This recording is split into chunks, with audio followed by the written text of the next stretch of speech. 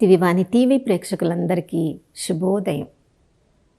యేసుక్రీస్తు పరిశుద్ధ నామములో ప్రియులారా, మీ అందరికీ స్వాగతం, సుస్వాగతం. గడిచిన దినమంతా కంటికి రెప్పలా కాచుకున్న ఆ దేవాది దేవునికి పూర్ణ హృదయంతో, పూర్ణ ఆత్మతో, పూర్ణ శక్తితో వందనాలు తెలియచేద్దాం.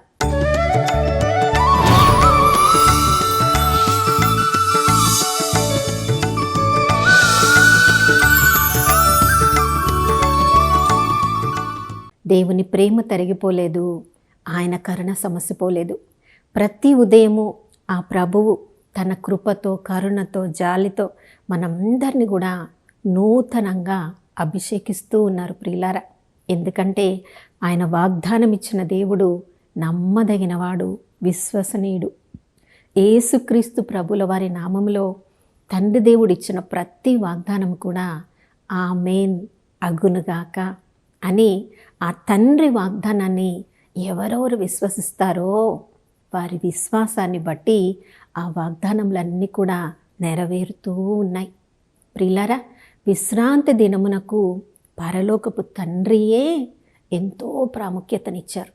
కానీ యేసుక్రీస్తు ప్రభుల వారు ఈ లోకంలోనికి వచ్చినప్పుడు విశ్రాంతి దినము మానవుని కొరకు, కానీ మానవుడు విశ్రాంతి దినము కొరకు కాదు అని చెప్పారు. ప్రియులారా, ఆదికాండం 2వ అధ్యాయంలో మనం చదువుతున్నాం. దేవుడు ఈ సర్వ సృష్టిని సుందరంగా సృజించిన తర్వాత ఆ సృష్టి పని నుండి ఆయన విశ్రాంతి తీసుకొనెను అని మనం చదువుతున్నాం. ప్రియులారా, ఈ శారీరకంగా, భౌతికంగా మనం చేసే పనుల నుండి మనము విశ్రాంతి తీసుకొని ఆ పరలోకపు తండ్రి సన్నిధిలో మనం విశ్రాంతి తీసుకోవాలి. ఆయన సన్నిధిలో గడపాలని ఆ ప్రభు కోరుకుంటూ ఉన్నారు. ప్రియులారా, ఈ లోకంలో విశ్రాంతి దినాన్ని మనం గడపాలని పరలోకపు తండ్రియే కోరుకుంటున్నప్పుడు యేసుక్రీస్తు ప్రభుల వారి కూడా దానికి అంతే ప్రాముఖ్యతనిచ్చారు. చూడండి, లూకాసు సువార్త 4:16 మనం చదువుతున్నాం. అలవాటు ప్రకారంగా యేసుక్రీస్తు ప్రభుల వారు దేవాలయమునకు వెళ్ళెను. ఆయన బైబిల్ గ్రంథాన్ని, అంటే యెషయా ప్రవక్త లేఖనాలను ఇచ్చినప్పుడు ఆయన దాన్ని తీసుకొని చదివి అక్కడ ఉన్న వారికి స్వస్థత చేసెను అని మనం చదువుతున్నాం. యోహాను సువార్త 5వ అధ్యాయంలో కూడా మనము ప్రియులారా, యెరూషలేము దేవాలయమునకు యేసుక్రీస్తు ప్రభుల వారు వెళ్ళినప్పుడు ప్రియులారా ఎంతోమందికి ఆయన బోధించారు, వారి యొక్క కన్నీరు తుడిచారు, వారికి స్వస్థత చేశారు.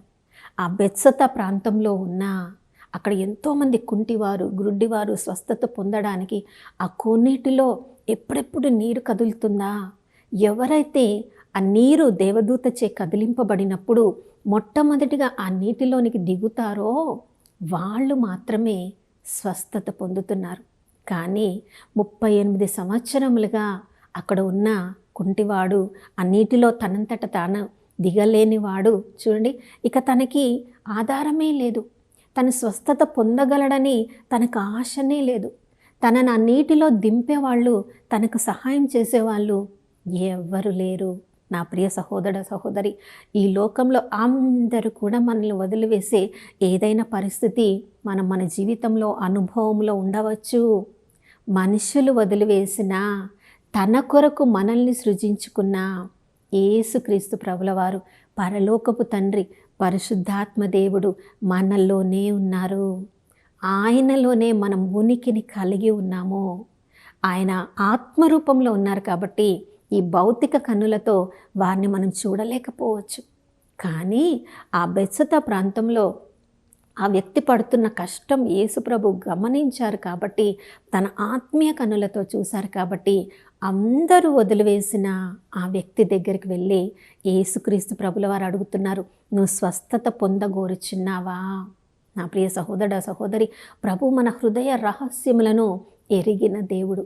పరిస్థితులు సహకరించకపోవచ్చు, మనకు సహాయం చేసేవాళ్ళు మనకు అందుబాటులో లేకపోవచ్చు, కానీ మన సృష్టికర్త మీద మన విశ్వాసాన్ని ఉంచినప్పుడు ఆ ప్రభువు నన్ను ఆదుకుంటారు అని మనం అంగీకరించగలిగితే, చూడండి 27వ కీర్తన 10వ వచనంలో, తల్లి తండ్రి మరచిన నేను నిన్ను మరువను అని చెప్పిన ప్రభువు నమ్మదగినవాడు, విశ్వసనీయుడు. ప్రియులారా చూడండి, నువ్వు స్వస్థత పొందగోరుచున్నావా అన్నప్పుడు ఆ వ్యక్తి ఏం చెప్తున్నాడు?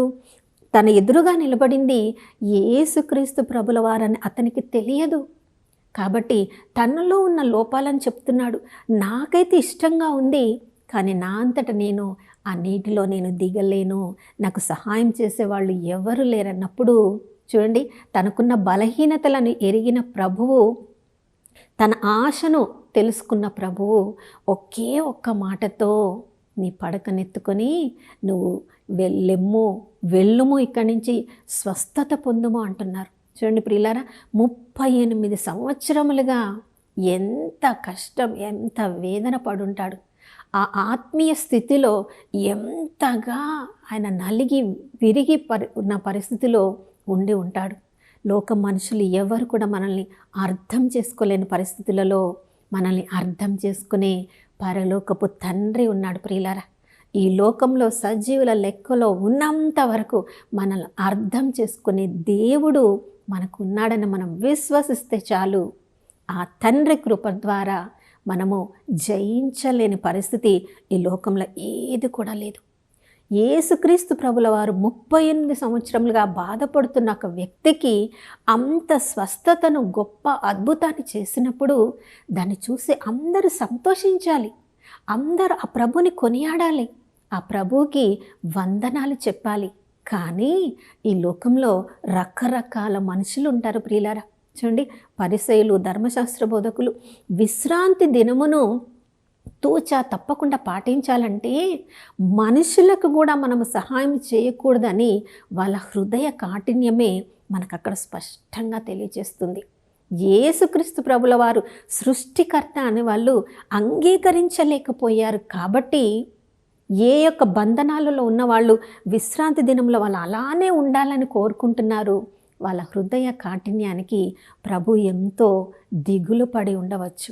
నా ప్రియ సహోదరుడా, సహోదరి, విశ్రాంతి దినములో ప్రభువే అంత దానికి ఆధిక్యతనిచ్చినప్పుడు, కానీ మనం కూడా విశ్రాంతి దినాన్ని గడుపుతూ ఉన్నప్పుడు, తండ్రితో మనము సమయాన్ని గడిపినప్పుడు ఆ తండ్రి యొక్క జాలి, దయ, కరుణ మనం దాన్ని స్వంతం చేసుకుంటున్నామా?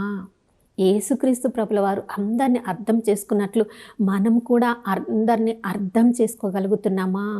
అప్పుడే విశ్రాంతి దినంలో ప్రభువు మనకిచ్చిన కృపను మనము కార్యాచరణ చేయగలము. ప్రియులారా, ఏ పనులు చెయ్యకూడదు అని ప్రభు మనకు అనుగ్రహించారు అంటే విశ్రాంతి దినాన యెషయా గ్రంథం 58వ అధ్యాయంలో మనం చదువుతూ ఉన్నాం.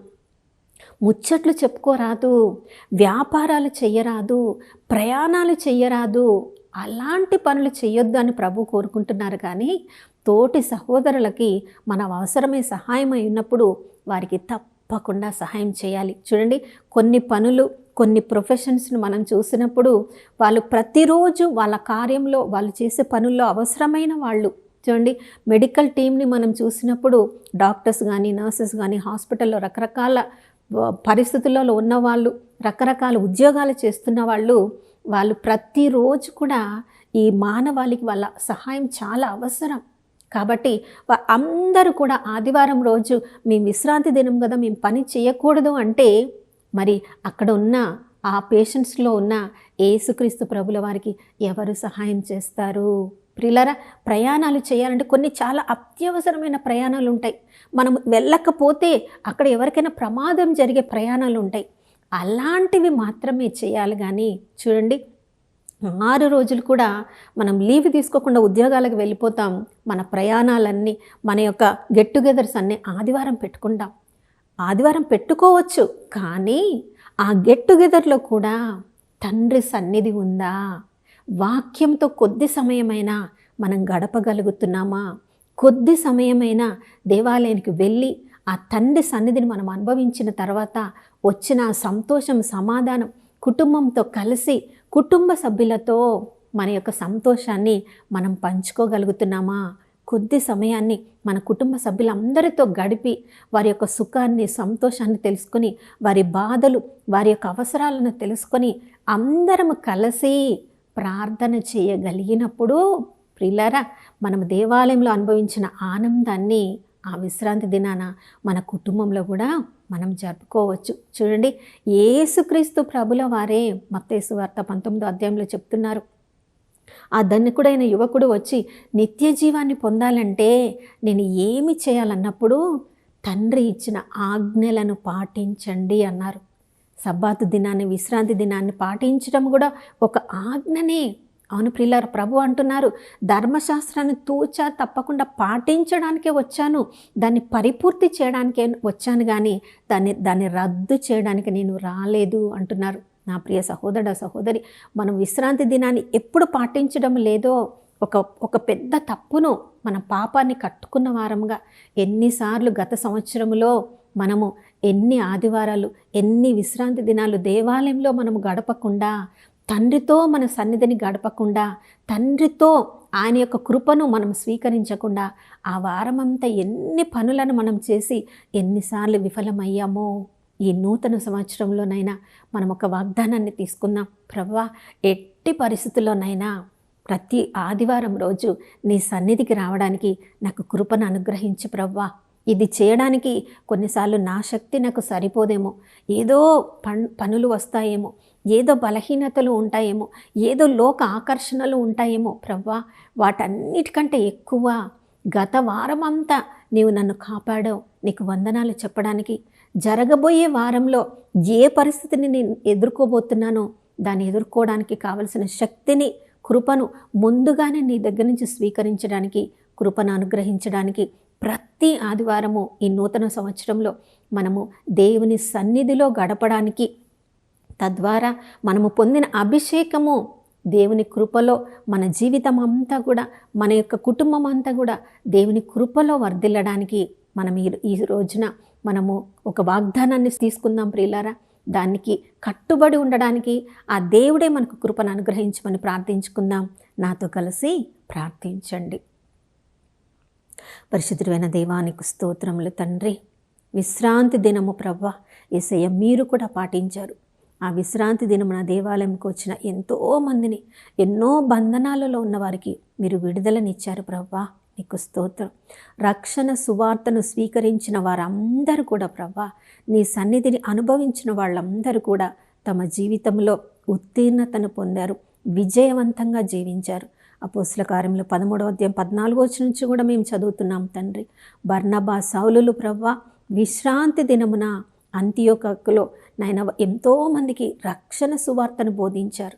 వారు విన్న ఆ సువార్త వారి హృదయాలను ఎంతో ఉత్తేజపరిచింది కాబట్టి, ఎంతో సత్యమును వాళ్ళు స్వీకరించారు కాబట్టి, మరలా వచ్చే విశ్రాంతి దినమున కూడా మీరు వచ్చి మాకు సత్యాన్ని బోధించండి అని వాళ్ళు అడిగినారు ప్రభా. అదే అభిషేకంతో మమ్మల్ని అందరినీ నింపమని ఈ నూతన సంవత్సరంలో ఏ ఒక్క విశ్రాంతి దినమును కూడా అయ్యా మేము దాన్ని నాయన వమ్ము చేసుకోకుండా నాయన నీ సన్నిధిలో గడపడానికి, మా కుటుంబస్తులందరితో కలిసి ప్రభువా నాయన నీలో ఆనందించడానికి మాకు కృపను అనుగ్రహించమని యేసుక్రీస్తు ప్రభుల వారి నామంలో అడిగి వేడుకొనిచున్నాం తండ్రి, ఆమేన్. అవును ప్రియులారా, నూతన సంవత్సరంలో ప్రతి విశ్రాంతి దినము తండ్రి సన్నిధిలో గడుపుదాం. తండ్రి ఇచ్చిన అభిషేకంతో మరొక వారం అంతా జీవించుదాం. మరొక నూతన శుభోదయంలో మనం అందరం కలుసుకునే వరకు దివ్యవాణి టీవీని వీక్షిస్తూ ఉందాం. ఇమ్మానుయేలు, దేవుడు మనతో ఉన్నారు.